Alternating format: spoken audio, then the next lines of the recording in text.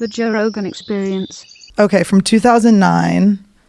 I would say 2009 was maybe when they started having. This one. Okay, wait. I have to remember where I was in life. I just moved to New York. People were wearing.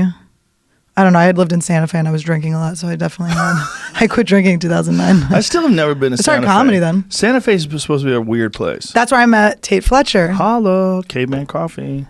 I met Tate in Santa Fe. He used to come in with a bunch of sober dudes after meeting. I don't know if I'm supposed to say this, but whatever. He's pretty open about it. But I mean, it was the truth. They were so annoying. I was like a drunk. I was wasted at this cowboy bar. You have to wear a cowboy outfit. You have to? You have to. That's your uniform. Really? Being a waitress is not humiliating enough. You also have to dress. Just have a John Deere hat on. No, you had to wear a cowboy hat and you had to have a shirt that had yolks on it. Oh, if you worked there. If you worked there. Not when you went in, yeah. That would be crazy. That would be crazy. But so Tate would come in with a bunch of people and they just wouldn't order alcohol. I mean, it was just like low sales, high maintenance. It was like, who is this fucking guy? He's so big and ridiculous. And then I was talking to him. I didn't quit drinking until I moved out of Santa Fe, but I told him I wanted to do comedy and he made them turn the karaoke night into a comedy show for me. Really? Yeah, and I got to do comedy. That's the first time you ever went up? Yeah. Wow. Did you have things prepared? Yeah. No I had kidding. jokes, yeah. And then were you hammered? Yeah. and then I moved to New York to do comedy and I crashed I had a little scooter, a Yamaha Zuma.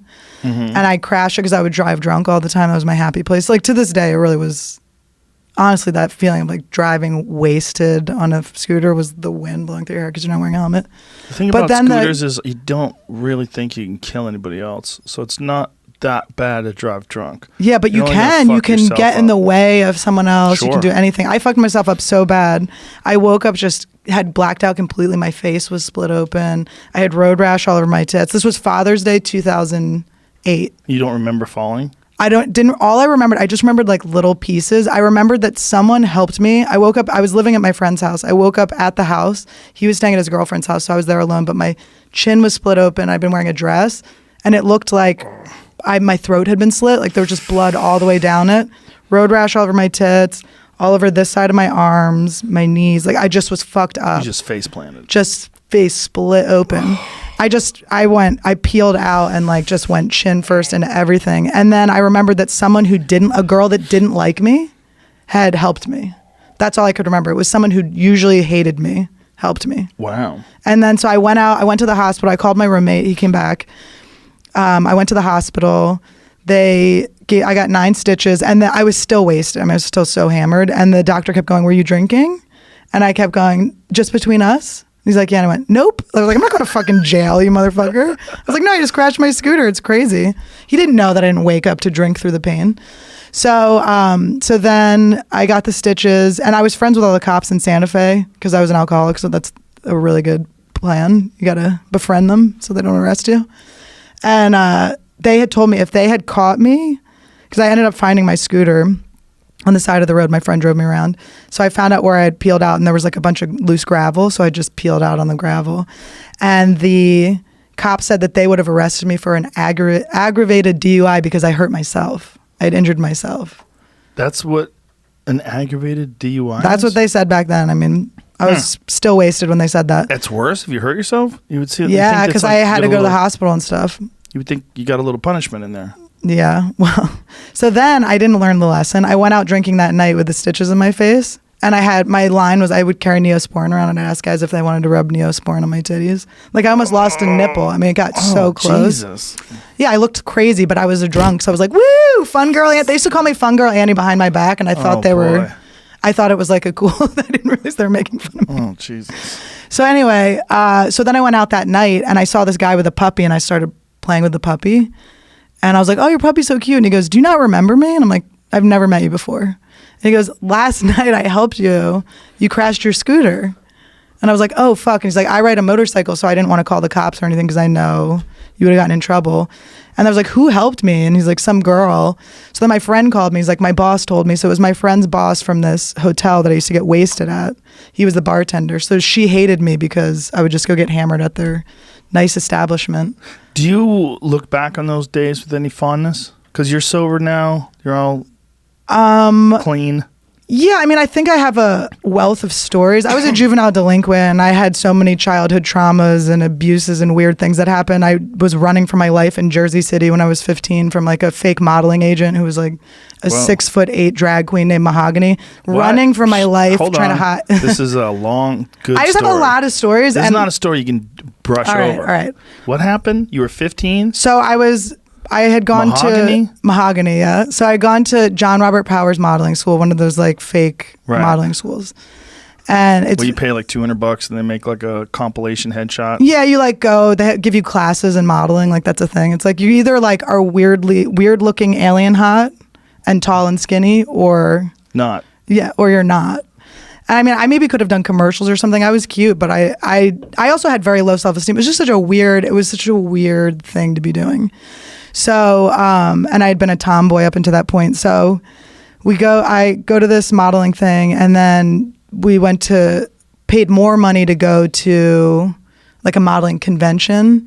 And then they had actual modeling agencies, and then they had just random people that I guess paid to be there. So Mahogany was one of them. And my mom's like super liberal, and so she likes anything that's like a little on the fringe that she could brag about at her book club or whatever. If that sounds like I'm angry, I'm not angry. I've forgiven my mother. But so they were like, we want to take your daughter for 2 weeks and we'll send her out on auditions and stuff over spring break. And we have this nice place in Jersey. 15? Yeah. Your mom let Mahogany take you for 2 weeks. Oh, there's so many more stories, Joe. Jesus fucking Christ. Yeah, no, my mother did not have anything bad happen to her when she was growing up. She was adopted by a very nice family, and she went to a nice boarding school and stuff. And nothing happened to her. Did she read the newspaper? She didn't read the newspaper, I don't think much. So she wasn't aware. So anyway, so I went to this place in Jersey City. In Jersey City, I don't know how it is now, but it was fucking crazy back then. It's still fucking crazy. It was fucking crazy. So we were in this one little condo, and it was Mahogany, and then there was like some other people that were there. None of us were really that. I mean, I probably was like the hottest, but I was pretty. I mean, I don't know. I think I was cute, but I don't think I was like a. I don't think I was a model, and I don't think that was my future. Maybe I could have done something.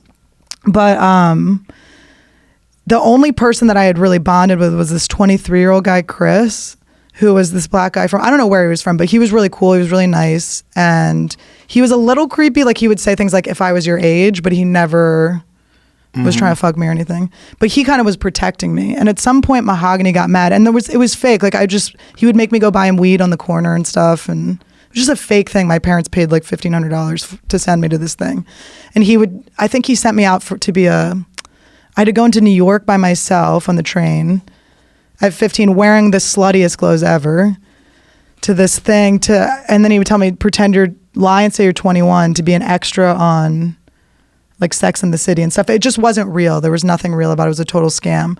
So I was starting to catch on to that, and I was supposed to be there for maybe 10 days, I think. And they had these next door neighbors, Shorty, this little Puerto Rican lady. She was cool. I smoked blunts with her. But so this guy, Chris, was kind of protecting me, and he would go into the city with me. And then all of a sudden, Mahogany didn't like how close we were, so he separated us, and he said, you can't see each other anymore. And I was like, well, I don't feel safe if I can't talk to this guy. I just would rather go home. I want to call my parents. I don't think this is real. This seems like bullshit and a scam. And he was like, you can't talk to your parents. And he locked the door and took the phone away from me. So I packed all my shit up and I threw it out the window. And I yelled down to Shorty. I was like, yo, I'm going to run. So grab my shit. And then one of the other kids that was staying at the modeling place knew the situation. So he went down and bumped into the door, unlocked it without him noticing and distracted him. And I just jetted out of the fucking house and he started chasing me. I was like screaming. I was like, call the cops, help me, help me. And I was wearing a tube top. My like 15-year-old titties, I had nipple rings were like hanging out. I mean, I looked like a prostitute. The cops ended up coming and they thought I was a prostitute. Mahogany got me at one point. I was hiding under cars for my life. Like I thought I was going to get killed. I was like screaming. People were just watering their plants. Like, what the fuck? You were hiding under cars? Yeah, because he was chasing me. So I was trying to hide, and he finally got me. He was like, get in the house. Like, you're ruining my scam, pretty much. And then he scratched my arm, but that's all. And then the cops came and arrested both of us, thought he was my pimp, thought I was a prostitute. I come from like a upper middle class family. What did your mom say when you came home? Well, they came to the cops, and then the cops told them that they should arrest my parents. Yeah. They're like, we should, and I think they just were in denial about it. They should or arrest whatever. him for a day at least. Yeah, they didn't, and then more stuff happened after that. What? They made more mistakes? Yeah, but it's okay. We all make mistakes. I love my family. That's They're good cool. now. But I also look at all of these things. No, I really have had to do a lot of work on it because. To forgive them? Yeah, because, I blame myself for all of it, for most of it, which was my defense mechanism. Like the stuff, I had some stuff happen with a teacher in high school too. Right after that, actually. It was about 6 months after that happened. And, Is this a therapy session? I don't want to do a therapy session. I don't want to do that. But anyway, you had asked me about, am I happy about these things? And so the point that I'm coming to, but the point that I'm coming to is I am happy with them. I'm so happy with like where my life is now that I can't be mad about any of these other things. Do you know what I mean? Like they're like exciting, and now they're funny because I didn't get hurt.